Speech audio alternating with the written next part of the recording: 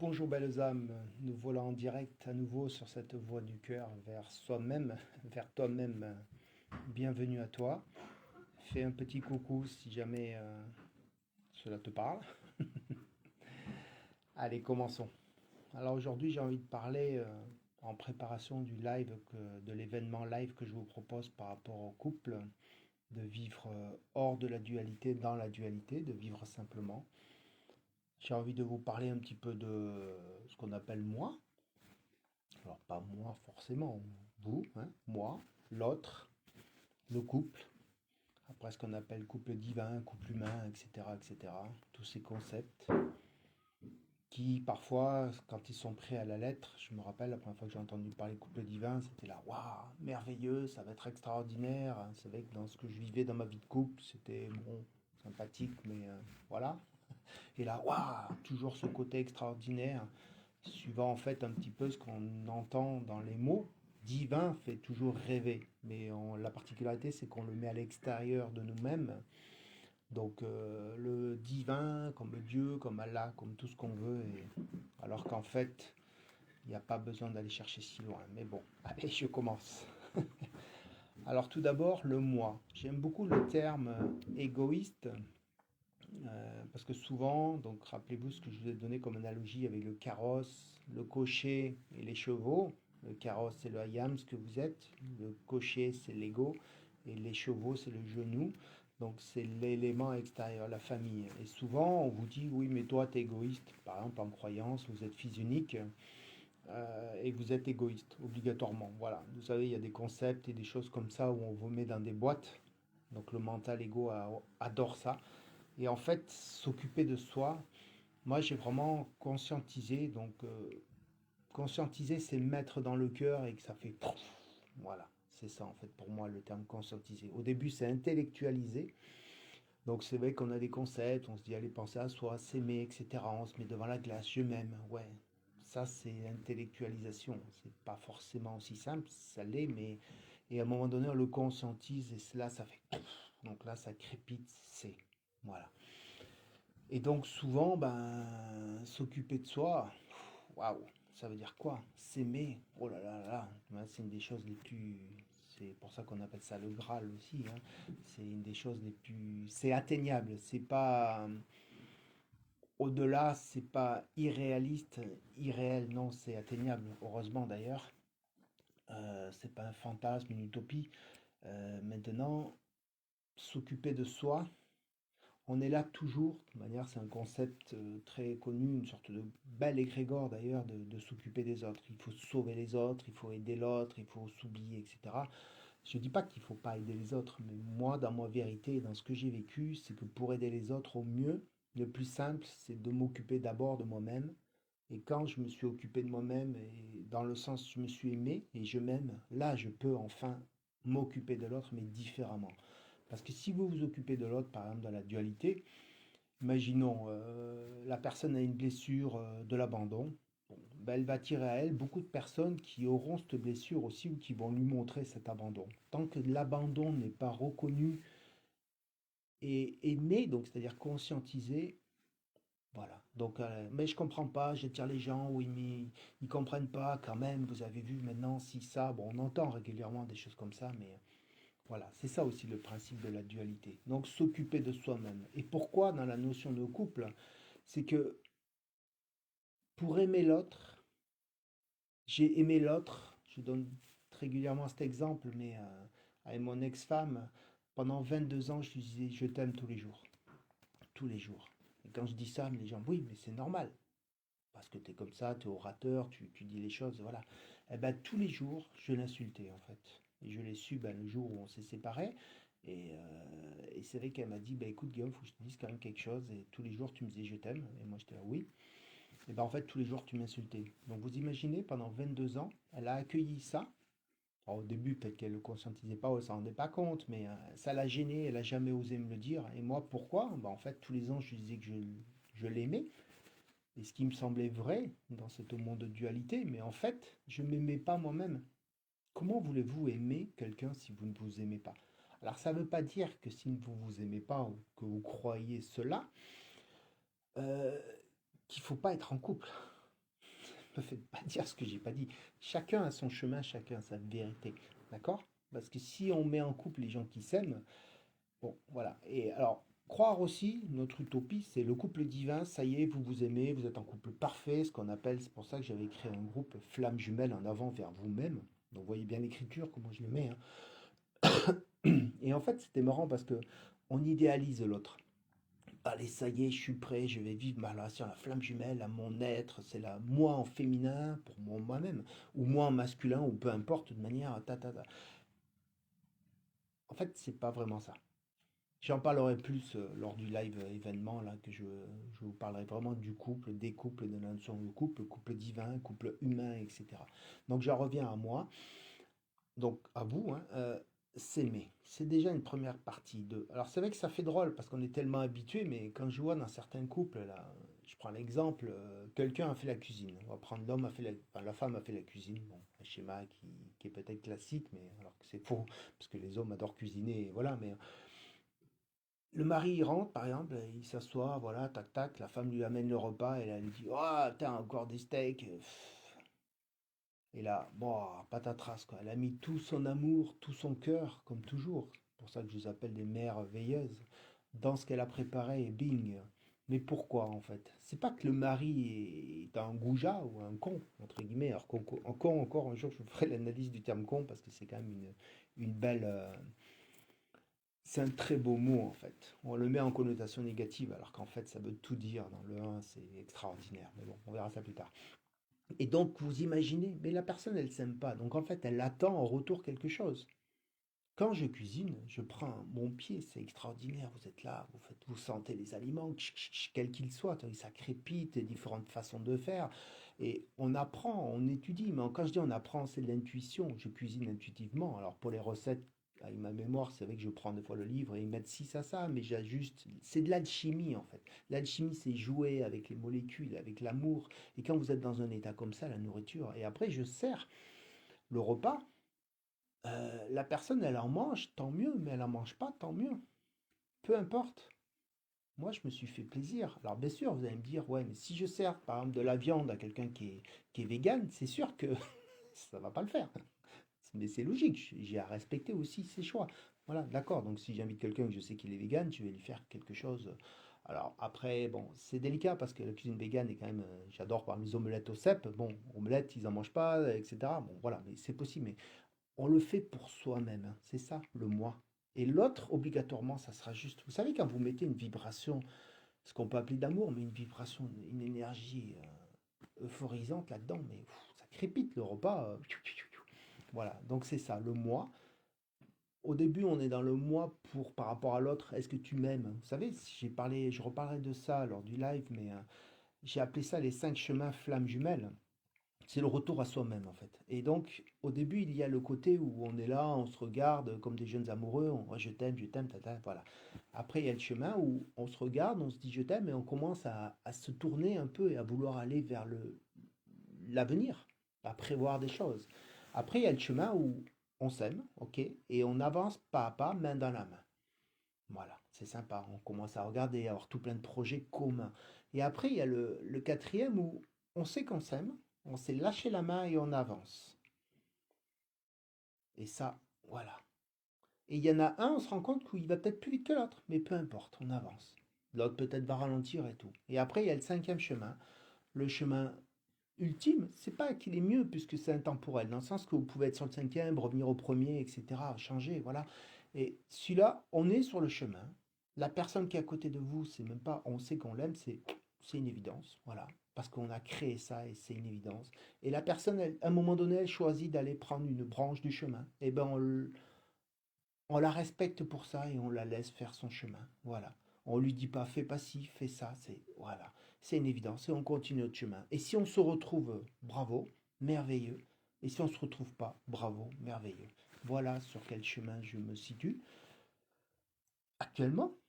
Comme je dis, ça peut varier. On peut être à un moment donné où on peut ressentir dans la dualité, mais ouah, j'ai peut-être peur d'être abandonné, etc. Mais c'est quoi? C'est une peur. Qu'est-ce que ça me montre?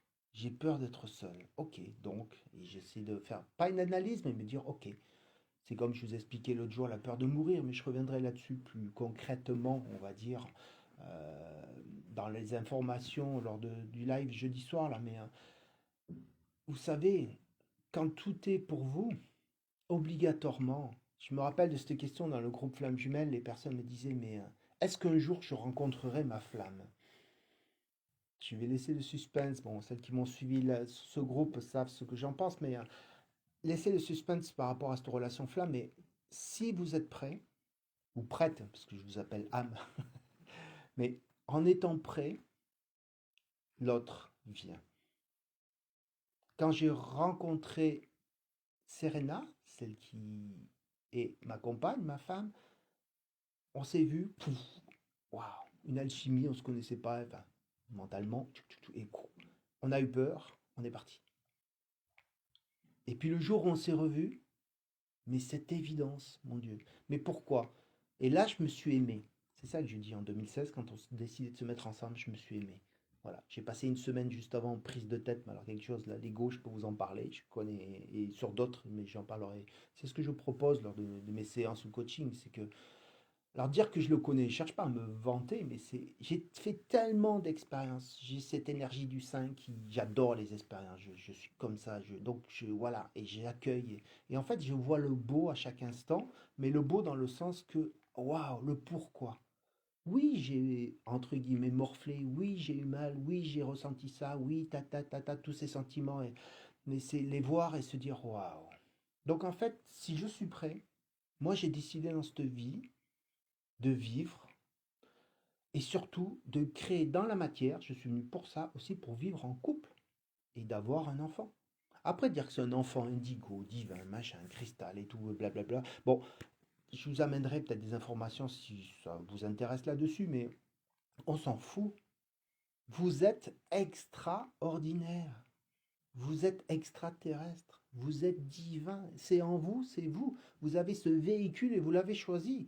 Donc ça aussi, c'est une démonstration avec un exercice pratique que je fais pour le fait de s'aimer, de comment on peut ne pas aimer son corps. Moi, j'ai connu, j'aimais pas mon corps jusqu'à mes 42 ans. Alors, vous voyez. Donc, et pourquoi? J'en sais rien, mais c'est voilà, peut-être des croyances des autres. Et à un moment donné, et là, j'aime mon corps, mais je suis pas là à dire, waouh, je suis beau, je suis le plus beau, je suis le, je m'en fous en fait. J'aime ce qui est. Vous voyez la nuance? Et ça. Et donc dans le couple, quand vous êtes dans cette harmonie avec vous-même, l'autre, et puis surtout rappelez-vous du chemin. Je suis, donc le chemin bien sûr, mais je suis sur le chemin. L'autre, s'il décide d'eux, mais c'est pareil pour elle, elle est là sur son chemin, et moi à un moment donné, vous savez, quand on a ce côté 5, moi j'aime bien, hein, je suis comme une abeille. Hein. Comme je vous rappelle, je m'appelle Miel, hein, c'est pas pour rien. Voilà. Donc une abeille, je butine et je vais de branche en branche parce que c'est par l'expérience que j'accueille les choses. Et c'est comme ça que j'enseigne. Parce que je saigne, je l'apprends par cœur, avec le cœur, hein, le sang, c'est logique. Hein, et puis ça, et c'est merveilleux, mais c'est mon chemin. Hein. Voilà. Et dites-vous que tout est possible. La vie en couple hors dualité, c'est simple. Maintenant, attention, dire hors de la dualité ne veut pas dire qu'on en sort. Non, non, non, non, non. On la conscientise et on est toujours dedans. Donc vous vous levez le matin, ou il y a votre enfant qui vient vous réveiller le matin, vous n'êtes pas réveillé entre guillemets. Oui, on râle. Oui, oui. Oui, on fait. Après, maintenant, je vois certains couples, des fois, qui me disent, ou qui me demandent bah, de l'aide, hein, entre guillemets, hein, dans ce coaching pour les couples. Alors, ce qui est bien, c'est que c'est un coaching qui peut être aussi one-one. C'est pas, ne vous sentez pas obligé de venir avec votre compagnon ou votre compagne. Si... Parce que des fois, ce que j'ai remarqué, c'est que souvent, on pense que un des premiers que j'ai fait, c'était avec un homme extraordinaire, hein, un truc extraordinaire qu'on a vécu. Et il sentait qu'elle n'avait pas envie, ou et donc elle l'a pas su. Mais si vous vous transformez, vous, automatiquement l'autre. Je suis prêt pour vivre en couple, je l'ai créé et je le vis, donc je rayonne ça.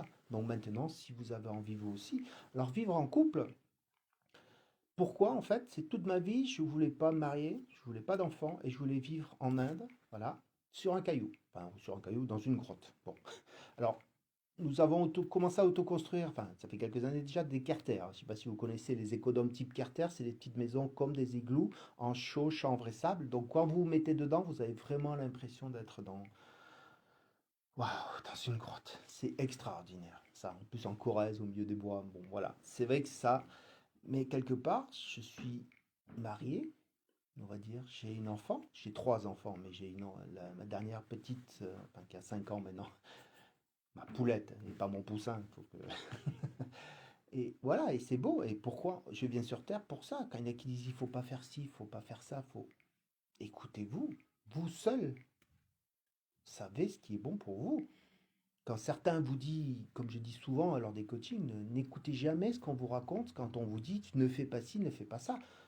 Moi, j'amène pas des informations comme ça. Maintenant, j'amène un regard au moins jugeant possible, parce que dans la dualité, voilà, et de dire, ah, quand quelqu'un me dit, par exemple, je n'ai plus de relation physique avec ma compagne. Ok, t'es ok avec ça? Oui. Et en fait, quand on creuse, on se rend compte que, ah, mais quand même, parce que vous savez, ça fait quand même partie, c'est comme la relation à l'argent. Mais il n'y a pas de... Alors mal, j'utilise pas ce terme parce que mal, c'est un terme positif. Donc il n'y a pas de... C'est OK. Maintenant, est-ce que c'est juste? Vous posez la question. Est-ce que j'ai envie d'avoir une relation ou pas? Bien sûr qu'on peut s'en passer des années et Bien sûr, c'est très facile d'ailleurs. Mais maintenant, est-ce que c'est juste? Bien sûr qu'il peut y avoir un enfant sans rapport ou quoi que ce soit. Bon, on va pas rentrer dans ces détails là, mais dites-vous, c'est comme manger, faites-vous plaisir. Fumer. Moi, les gens me disent ah, est-ce que tu peux m'aider à arrêter de fumer? Ben, bonjour, est-ce que tu as envie d'arrêter de fumer? Non. Bon, voilà. Moi, quand je fumais, j'aimais ça, c'était même pas la peine de me dire d'arrêter. Après, le jour où j'ai décidé de, c'est comme ça, bing, et j'ai arrêté, terminé. Bon, ça remonte au siècle dernier, on va dire, mais c'est vieux, mais voilà, écoutez-vous. Et là, quand vous vous écoutez dans votre couple, mais ça devient. Ah, il n'y a pas de mots, en fait, tellement c'est marrant. C'est marrant, mais des fois, quand moi je râle, entre guillemets, vous savez, ma Serena, voilà. Et c'est aussi de la dualité, bien sûr. Mais c'est. Nous sommes, si vous voulez, je considère que je suis maître et je suis humain. Il y a cette association, cette permanence, permanente plutôt. Un coup je suis là, un coup je suis là, un coup je... C'est pas non plus être vous. Alors méditation, j'en ai jamais fait. Du yoga, ben, ma femme est prof de yoga, donc voilà, moi j'en ai jamais fait. J'ai lu deux, trois livres. Alors maintenant, je me mets à nouveau à lire des choses parce que ça m'appelle et pourquoi pas. Je découvre par exemple, c'est à la mode là, mais je connaissais pas le Human Design que je trouve marrant. Bon, après moi je fais ça intuitivement, mais voilà, pourquoi pas. Mais faites-vous plaisir et dites-vous tout est parfait. Donc si vous savez, quand vous êtes waouh, autour de vous, après peu importe. Comme je dis, je suis énergéticien, ok, mais je ne suis pas là pour sauver les gens, ou etc. Ou attends, tiens, je vais te faire un soin pour montrer que je suis. Non, non, non. L'auto-guérison, vous savez, c'est simple, hein. C'est vous qui vous guérissez en fait. Dès que vous faites la démarche, ça y est, hein, ça se met en processus et ça se lance. C'est suivant votre croyance. Alors je peux comprendre. Je suis aussi dans le milieu médical où certaines pathologies, ouais, mais ça c'est inguérissable. Mais vous imaginez, je me rappelle une fois un médecin avait dit une dame là, qui avait 30-35 ans, bah, de toute manière, donc vous avez un cancer et puis vous avez 3 mois à vivre. Waouh! Et vous allez me dire, oui, mais c'est normal, ok. Mais waouh! Oui, mais faut pas la laisser rêver. Ben moi, je crois au Père Noël, hein. Voilà, c'est tout. Tout est possible. Alors après, je dis pas que ça y est, le cancer, ça se guérit instantanément, c'est magique. Non, vive le milieu médical, vive les médecins, vive tous les gens qui se dévouent et qui font ça. Bravo. Maintenant, dites-vous qu'il n'y a pas de limite à quoi que ce soit. Donc, dans votre couple, c'est exactement pareil. J'ai vu des couples où ils étaient à un stade, mais limite à se taper dessus. Alors, il y en a, bien sûr, j'en ai pas attiré, donc je ne peux pas vous en parler. Mais, mais les violences verbales, vous savez, c'est chaud, hein. Et à un moment donné, ben, il y en a un, donc c'est lui qui avait fait, alors c'est une autre personne, qui avait fait, qui a eu le déclic, qui dit, bon, les gens ne peuvent plus, et il est tombé sur mon site, bon, comme par hasard, non, bien sûr que non, mais... Et il a mis en processus un truc, et ben ça, se sont séparés, hein, ça n'a pas empêché. Mais en fait, il s'est retrouvé lui en paix et il a compris et il a accueilli aussi cette violence qu'il pouvait avoir et elle pareil et puis ils se sont séparés et maintenant ils sont heureux séparément. Bon, il n'y avait pas d'enfant, mais voilà, c'était peut-être ce qu'ils appellent, ce qu'on peut appeler karmique, mais peu importe, mais c'est beau. Et quand vous arrivez là, après la vie que vous avez après, que ça soit toujours avec cette même personne ou avec une autre, waouh, je parle aussi des fois du fameux walking qu'on peut avoir avec les âmes qui se transmutent, etc. Mais bon, voilà, c'est si vous êtes prêt à cet amour avec vous-même, donc avec l'autre et les autres, mais on va parler de l'autre, waouh.